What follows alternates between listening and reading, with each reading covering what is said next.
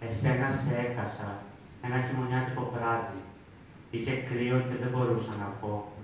Σε περίμενα, εσένα ή απλά τη φωνή σου.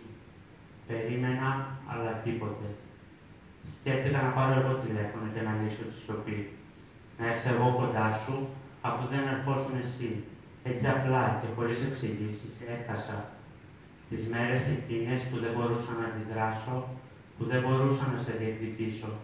Τις μέρες εκείνες που σε είχα περισσότερο ανάγκη. Ήμουν κι εγώ υπεύθυνος για αυτό που ένιωθα. Είχα βοηθήσει κι εγώ να οπλίσεις το χέρι σου και να με πυροβολήσεις. Δέχτηκα να γυρίσω πίσω. Αποδέχτηκα να είμαι το τρίτο άτομο. Υποχώρησα στο να είμαι ευτυχισμένος μέσα από σένα. Ένα γελίο ερωτικό τρίγωνο που όλοι ήμασταν ερωτευμένοι με σένα. Σ' έχασα ένα χειμωνιάτικο βράδυ και μαζί με σένα έχασα και εμένα. Δεν σε κυνήγησα, απλά χάθηκα στο κενό. Εξαϊλώθηκε η ύπαρξή μου και ό,τι απέμεινε σε αυτή τη γη άρχισα από την αρχή. Έμαθα να περπατάω για να πέσω και να χτυπήσω. Έμαθα να μιλάω για να μπερδευτώ και να κάνω λάθη. Έμαθα να ενθουσιάζομαι για να απογοητευτώ και να γίνω πιο δυνατός. Μου λείπει ακόμα το λίγο σου, αλλά μαθαίνω να ζω σιγά σιγά χωρίς αυτό.